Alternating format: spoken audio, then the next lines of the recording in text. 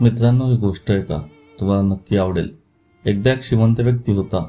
त्याला आपल्या मुलांसाठी फळं घ्यायचे होते।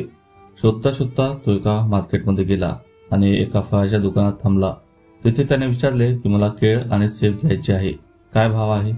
तो जो फळ विकणारा दुकानदार होता त्याने सांगितले की केळ 40 रुपयाला 1 डझन पडतील आणि सेब तुम्हाला 120 रुपयाला 1 किलो पडतील। माणूस किती पण श्रीमंत असला तर त्याला भावबाजी करायची सवय असतेच। त्यामुळे तो श्रीमंत व्यक्ती तसा बोलू लागला, तुम्ही खूप जास्त भाव सांगत आहे, मी नेहमीच विकत घेत असतो, काहीतरी कमी करा। पण तो दुकानदार काही ऐकायला तयार नव्हता। तो 1 रुपया पण कमी करायला तयार झाला नाही। तो व्यक्ती दुसऱ्या दुकानात जायला निघाला आणि तिथे बघत होता। तेवढ्यात एक साधी महिला दुकानात आली, जिथून तो श्रीमंत व्यक्ती दुसरीकडे जायला निघाला होता। तिला पण केळ आणि सेब घ्यायचे होते।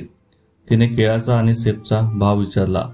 त्या दुकानदाराने सांगितले की केळ 5 रुपये डझन आहे आणि सेब 20 रुपयाला 1 किलो मिळतील। तिने लगेच पैसे दिले आणि सेब आणि केळ घेऊन निघाली। हे सगळं त्या श्रीमंत व्यक्तीने बघितले आणि त्याचं डोकं गरम झालं। आपल्यासोबत असं कुणी केलेलं त्याला कधीच आवडत नव्हतं। त्याने दुकानदारासोबत हुज्जत घालायला सुरुवात केली। त्याला म्हटले की मी जेव्हा केळ आणि सेब घ्यायला आलो तेव्हा तुम्ही वेगळेच भाव सांगितले आणि जेव्हा ही महिला घ्यायला आली तेव्हा तुम्ही एकदम भाव बदलले। असं कराल तर तुम्ही कन्झ्युमर कोर्टात जाईल। दुकानदाराने त्याचे हातपाय जोडले आणि त्याला म्हटले की मला आधी बोलू द्या।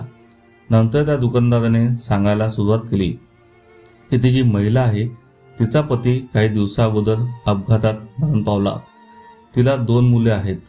तिचे पती खूप चांगले होते। मार्केटमधले जेवढे पण दुकानदार आहेत सगळे लोक त्या व्यक्तीचा सन्मान करत होते। ती महिला खूप स्वाभिमानी आहे। आम्ही सगळे लोक त्या महिलेला पैशाची मदत करण्यासाठी तयार आहोत, पण तिला काहीही आवडत नाही म्हणून मी तिला कमी भाव सांगितला साहेब। तुम्ही पूर्ण मार्केटमध्ये चौकशी करू शकता।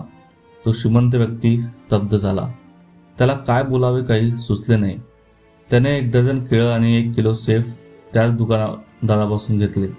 त्याला 500 रुपये दिले आणि तो निघाला।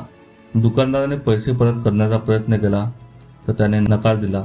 पण दुकानदाराने म्हटले, साहेब, मेल्यावर देवाला उत्तर द्यावं लागेल, तुम्ही उरलेले पैसे परत घ्या। श्रीमंत व्यक्ती विचार करत होता की श्रीमंत कोण, तो दुकानदार की मी? गाडीत बसल्यावर तो श्रीमंत व्यक्ती पुन्हा विचारात पडला आणि त्याला असं वाटलं की सहज सोपं जीवन जगणं किती सोपी आहे। फरक एवढाच आहे की आपण कधी त्या दृष्टिकोनातून बघतच नाही। नुसतं पैसा पैसा केल्याने होत नाही, तर माणुसकी पण खूप आवश्यक आहे।